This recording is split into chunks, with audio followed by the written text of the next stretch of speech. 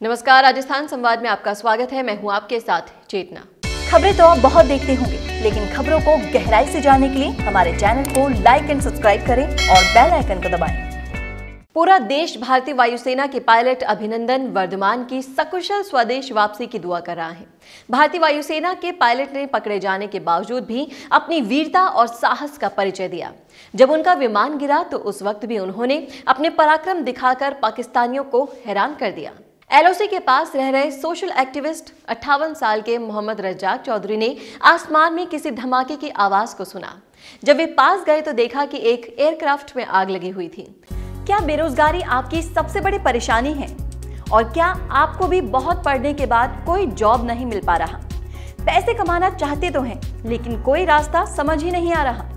अगर ये समस्याएं आपकी हैं, तो इसका समाधान हमारे पास है। डिजिटल तकनीक के इस जमाने में वो लोग रोजगार की बिल्कुल फिक्र नहीं करते जिनके पास डिजिटल तकनीक का पूरा ज्ञान होता है।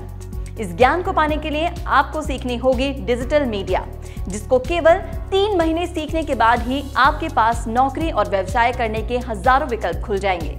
इस कोर्स के बारे में ज्यादा जानकारी के लिए कॉल करें 9001299672। रजाक ने जमीन पर एक पैराशूट उतरते देखा। पैराशूट से अभिनंदन एक तालाब में कूदे और कुछ दस्तावेज और मैप निगलने की कोशिश की। पैराशूट से उतरा पायलट बिल्कुल सुरक्षित और शांत दिख रहा था। अभिनंदन ने वहां जमा हुए लोगों से पूछा कि वे भारत में हैं या पाकिस्तान में, जिसके जवाब में एक बच्चे ने चालाकी दिखाते हुए कहा कि वे भारत में ही हैं। पायलट ने इसके बाद हिंदुस्तान जिंदाबाद के नारे लगाए और पूछा कि वे भारत में किस जगह पर हैं। उसी लड़के ने अभिनंदन को बताया कि वे किला में हैं। अभिनंदन के देश प्रेम भरे नारे को कुछ पाकिस्तानी युवा पचा भी नहीं पाए और पाकिस्तान आर्मी जिंदाबाद के नारे लगा दिए। अभिनंदन समझ गए कि वे पाकिस्तान में हैं, लेकिन बिना डरे उन्होंने हवा में फायरिंग की। हाथों में पत्थर लिए हुए लोगों को डराने के लिए भारतीय पायलट ने फायरिंग भी की। इस मुश्किल परिस्थिति में भी अभिनंदन ने साहस बनाए रखा और पाकिस्तान के आम नागरिकों की सुरक्षा का भी ध्यान रखा। वे एक तालाब में कूदे और अपनी जेब से कुछ डॉक्यूमेंट निकालकर उन्हें नष्ट करने की कोशिश की, ताकि पाकिस्तानी सेना के हाथ में कुछ ना आ पाए। हमारे क्वेश्चन कॉन्टेस्ट में हिस्सा लेने के लिए आप सभी व्यूअर्स का बहुत बहुत शुक्रिया।